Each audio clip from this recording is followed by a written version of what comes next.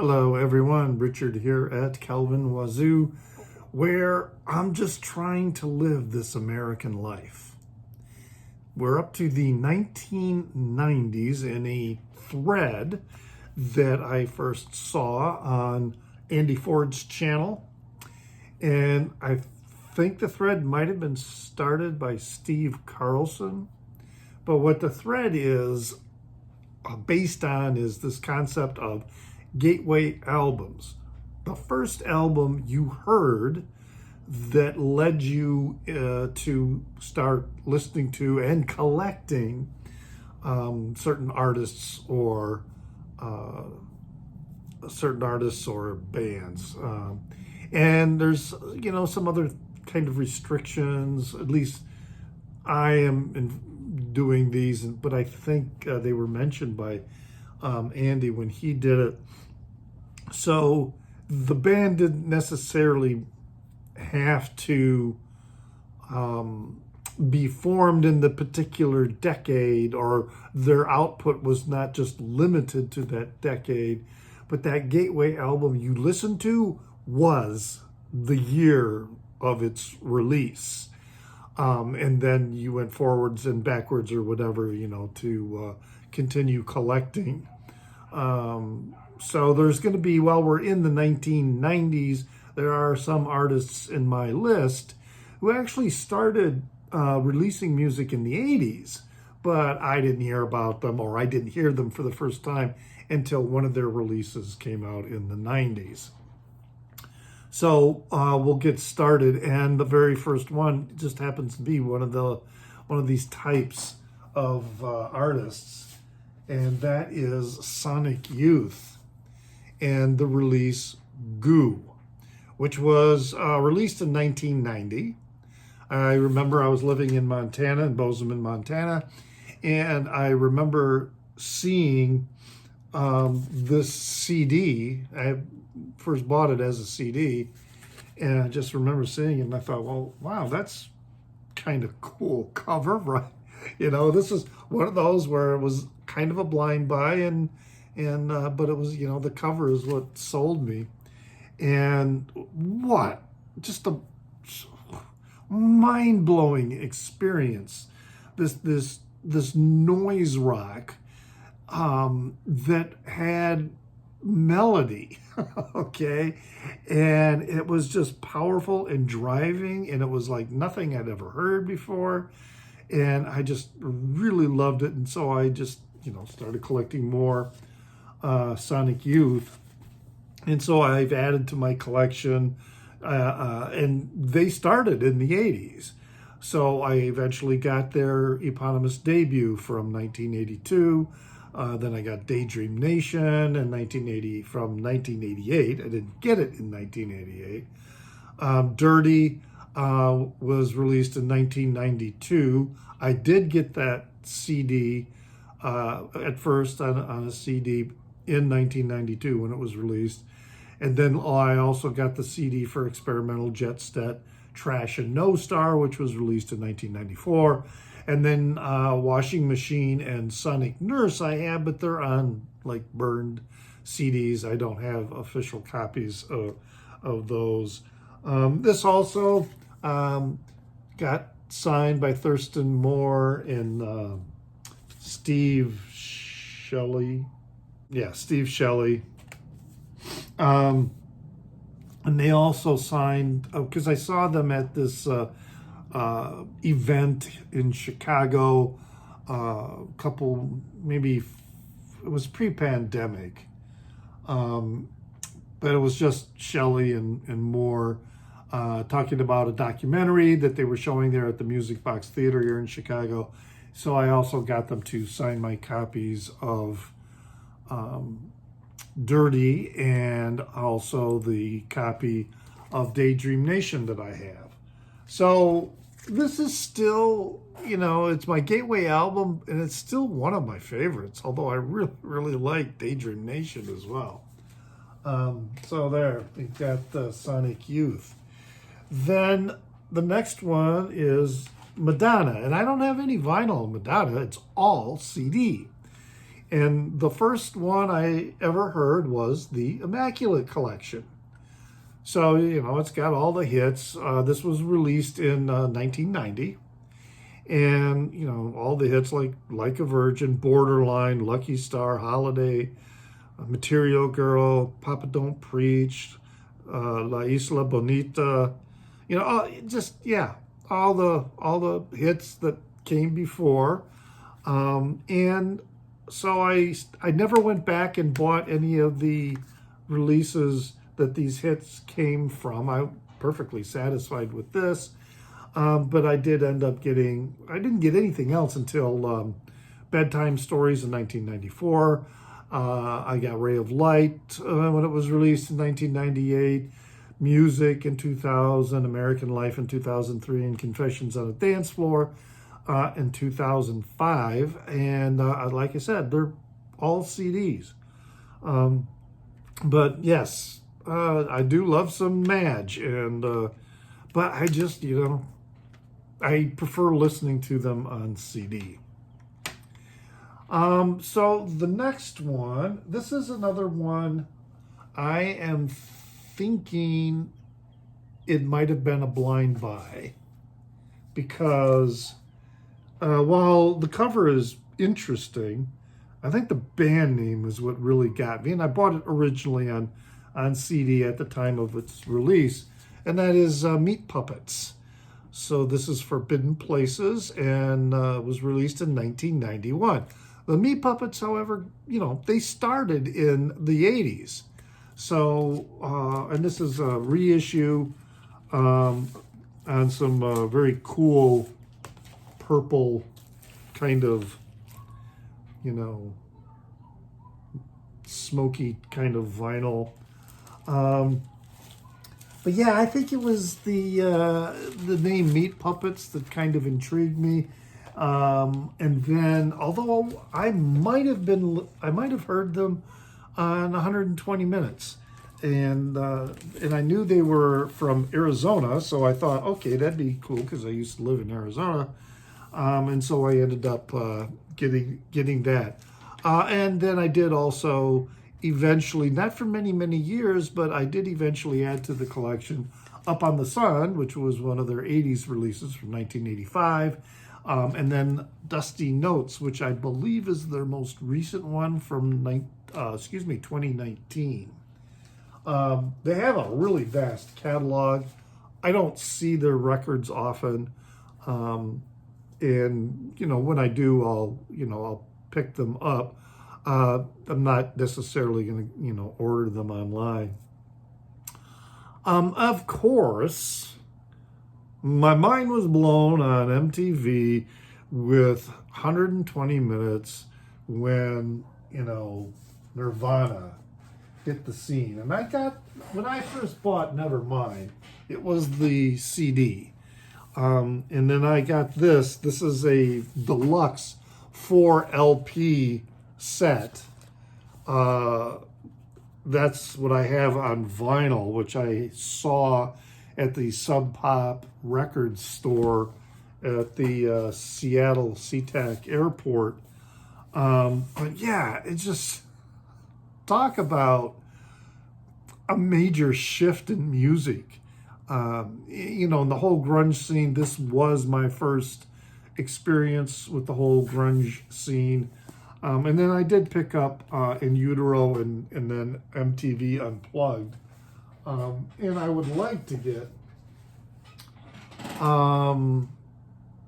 let's see, Incesticide, that's the album. Bleach is the compilation, I think, right? So one of the other restrictions with, picking one of these groups, you just can't pick any group that you heard for the first time in the 90s. It has to be a group that released at least 4 records, 4 albums. They had to have at least 4 albums. And then you have to have, or I have to have, at least 3 of them.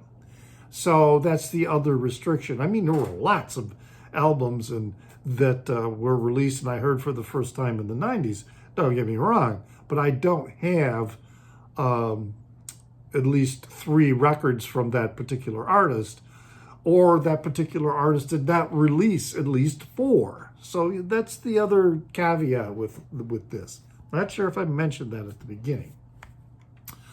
Another one that I heard on MTV's 120 Minutes is this one here, Poster Children. Again, I got the CD first. And this is a band from the Champaign-Urbana area of Illinois. This was released in 1991. And just, again, it was kind of part of that grunge noise rock scene. You know, a little influence from both of them. And then I eventually picked up Junior Citizen, and which was released, I think, in 92 or 93. And then there's Grand Ballroom, which was something that they released much more recently, I think in 2016 or 17, because the album was a reaction to the president of the United States at that time. So yeah, Poster Children, I love their stuff. So yeah, I've got my 3, and they do have at least 4 releases. They in fact played in Chicago at a very small club here recently, but I did not go. All right, next one, something that I heard again from 120 Minutes. That was one of my main influences in terms of picking music during the 90s, was 120 Minutes. And it's this here, the Pixies, Trompe le Monde. And again, I just really like this. First time I heard the song that they were playing on 120 Minutes was actually their cover of the Jesus and Mary Chain song, which is, I'm trying to remember now, but these are all really great songs. Head On, yeah, they're playing the Head On, but I like all these songs on here. Planet of Sound, UMass, such a great song. Let's see, the Navajo No. But yeah, and then, you know, I eventually added more to my collection with Surfer Rosa, which was from 1988. And then you've got Doolittle from 1989. So yeah, they started in the 80s, but this is the one that I heard for the first time at the time of its release in 1991. Okay, next, again, another band that I heard on 120 Minutes and saw the video, a couple videos they had, I believe, on there. And that's this one here, Social Distortion, and their 1992 release, Somewhere Between Heaven and Hell. Bad Luck, and let's see, what was the other one they played on 120 Minutes? Let's see. Bad Luck. When She Begins, King of Fools. Sometimes I do, sometimes I do, sometimes I don't. Is that the one they played? Bad Luck they played for sure. And maybe Born to Lose were the songs that I think I heard on 120 Minutes. And this is a Music on Vinyl reissue. But again, you know, when I first heard them, I went out and got the CD. All of these were initially CDs that I purchased. And now I've got, again, this is another band that started in the 80s. And I also eventually picked up Prison Bound from 1988, their eponymous album, which was in 1990, or released in 1990. And then Hard Times and Nursery Rhymes, which is a more recent one released in 2011.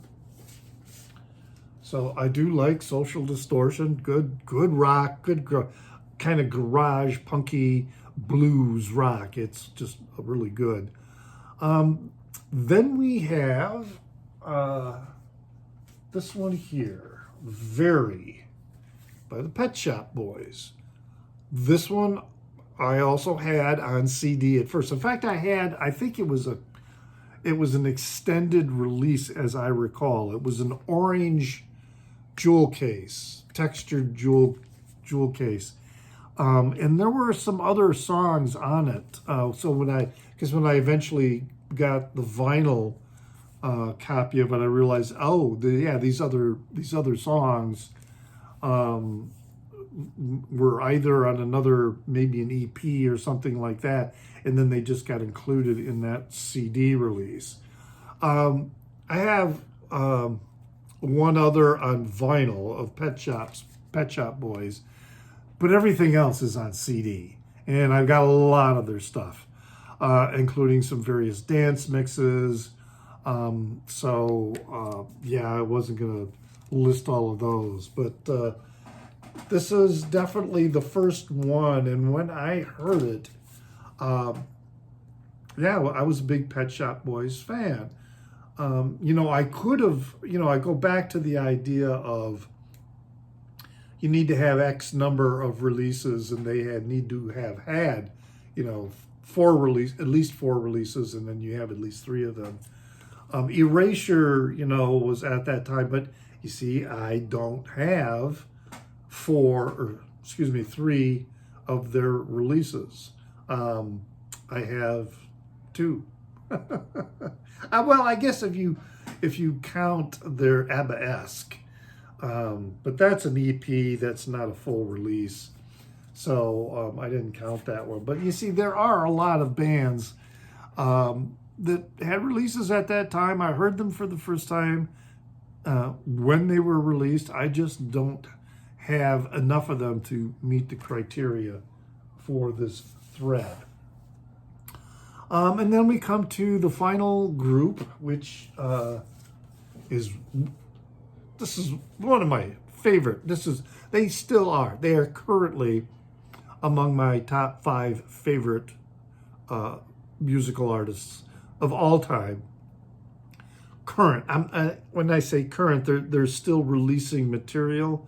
All right, I don't include bands like, one of the musical artists is dead now, so they're not necessarily current. But, Beatles, Rolling Stones, bands like that, I don't even count them anymore. That just goes without saying. But there's this. Beaucoup Fish by Underworld. This was released in 1998. That's when I first heard it, again, on CD. And it was my boyfriend at the time who had that CD. And I instantly fell in love with Underworld. I was doing a lot of clubbing at that time. So house and techno and dance music, high energy dance music, I was all into that. But Underworld was so unique and refreshing and really kind of different from everything else that was being produced at the time. And I just recently saw the two of them. Who is it? It's Carl Hyde. And I always remember Carl's name, but I can never remember the guy who runs all the electronics. I can never remember his name. And darn it, I'll have to pull this out and hope that it's on here. You got Rick Smith. It's Rick Smith. Although there's this guy Emerson, Darren Emerson, who also does, because they've had some other collaborators that work with them. While this is techno music and a lot of it is completely electronic, some of their, and when they perform, it's all completely electronic. There are some songs that when they recorded them for CD and for albums, they used live drummers. and they used other real instruments rather than the synthesized sounds. But yeah, this is just, I'll put that in later. This was my first experience with Underworld, and I just started diving into the catalog. And I was, finally got they had a couple releases going back into the late 80s, but their first real serious release was Dub No Bass with My Headband, which was released in 1994.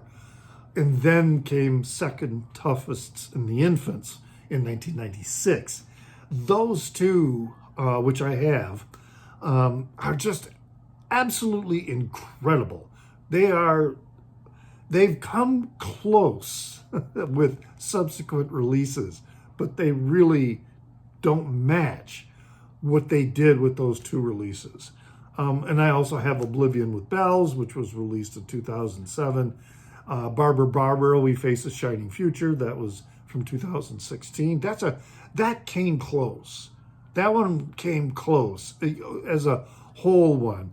Oblivion with Bells has got some great songs on it, but it doesn't quite match Dub No Bass with My Headman and Second Toughest in the Infants. Barbara, We Face a Shining Future comes close to it. And then their newest one, Strawberry Hotel, I got that. And that's another one that kind of comes close, but there are a couple, they're good, but like I say, just doesn't quite come up to the level that those two releases had. Nonetheless, I love Underworld. And as I said, they played here in Chicago and saw them here in Chicago, which was such a great show. I was so worn out at the end of that show because, you had to stand the whole time. And that's not an easy thing for me to do, for like 2 hours, because they did 2 sets and there was no opening act. They started, and then it was such a great show. What a show. Anyway, those are my gateway records from the 90s. So, hey, what were yours? Leave a comment in the Down Under. If you're not a subscriber, please consider subscribing to my channel. But regardless, whether you are already a subscriber or not, I appreciate you hitting the like button. That really helps out with distribution of the content. You should be doing that with any video that you watch from any creator that you really liked. Hit the like button. I also, as many of you probably know, that I have a Instagram account where I go by the handle of NewsDude76. That's NEWZDUDE76. Also have a Facebook page called Kelvin Wazoo, where I post my videos from YouTube, but also other videos that I find and articles of music-related content. So yeah, thank you so much for watching and sticking with me. And as I say, hey, leave a comment in the Down Under, please. I appreciate those and enjoy getting them. And remember to pray for the people inside your head, for they won't be there when you're dead.